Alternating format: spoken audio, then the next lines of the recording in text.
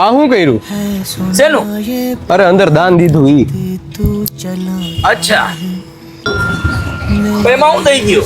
પણ આજકાલ કોણ દાન દઈએ? આ જોયું નહીં અયોધ્યાનું? નત નવીન દરરોજના ન્યૂઝ બહાર પડે કે અહીંયા દાન ચોરી થાય ને ઘણા બધા મંદિરના, જેમ એનો બાપનો માલ હોય. અને આપણું દીધેલું દાન ક્યાં જાય આ કોને ખબર? વાત કે હમણાં પેપર લીક થયા તો હું છોકરા ભણવાનું બંધ કરી દે હે? ના આપણા ઘરમાં કે કોઈના ઘરમાં ચોરી થાય તો હું માણસો રહેવા જવાનું બંધ કરી દઈએ? ના. અને અમદાવાદમાં ઓલા કાર્ડનું કૌભાંડ થયું હતું હોસ્પિટલમાં, તો હું માણસો ઈલાજ કરવાનું બંધ કરી દે? ના. પણ એને આ વાતને શું લાગે વળગે? લાગે વળગે જ ને. આ કાંઈ થોડું કઈ ઈટું કે પાણાનું બિલ્ડિંગ છે. આ આપણી આસ્થા, સંસ્કૃતિ અને આપણા સંસ્કારનું કેન્દ્ર છે.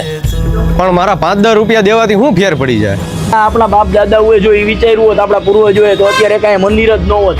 તું ને હું બે નાસ્તિક હોત, વિદેશી કલ્ચર હોત અહીંયા. આપણે આપણા ધર્મ અને સંસ્કૃતિનું સન્માન કરવું જોઈએ, તો જ આવનારી પેઢી આપણા સંસ્કાર આરે જોડાયેલી રહે. એટલે દાન કરવું એ તો આપણી જવાબદારીમાં આવે. મને તો એ નથી સમજાતું. માણસોના લગ્ન ન થતા હોય ને તો ઓલું આમ કચ્છ પાસે ઓલું હનુમાનજીનું મંદિરે જાય. હનુમાનજી ભલે ને પછી બાલ બ્રહ્મચારી હોય અને લગ્ન થઈ ગયા પછી હનીમૂનના પેકેજનો વિચાર નથી કરતા. છોકરા ન થતા હોય તો બધા માતાજી પાસે પગે લાગવા જાય. અને થઈ જાય પછી ઇંગ્લિશ મીડિયમ સ્કૂલમાં ભાવ સામે વિચાર નથી કરતા. ગમે એટલી ફી હોય ને આપણો છોકરો તો ઇંગ્લિશ મીડિયમ જ ભણશે. અને જ્યારે એ જ વસ્તુ જ્યારે કુટુંબનો મઠ બનાવવાનો થાય કે મંદિર બનાવવાનો થાય, ત્યારે એમ કીધું ને કે તમે 5-10 હજાર દેજો, ત્યારે એ લોકો શું કહે કે આખા કુટુંબને કહો ને હું કામ દઉં?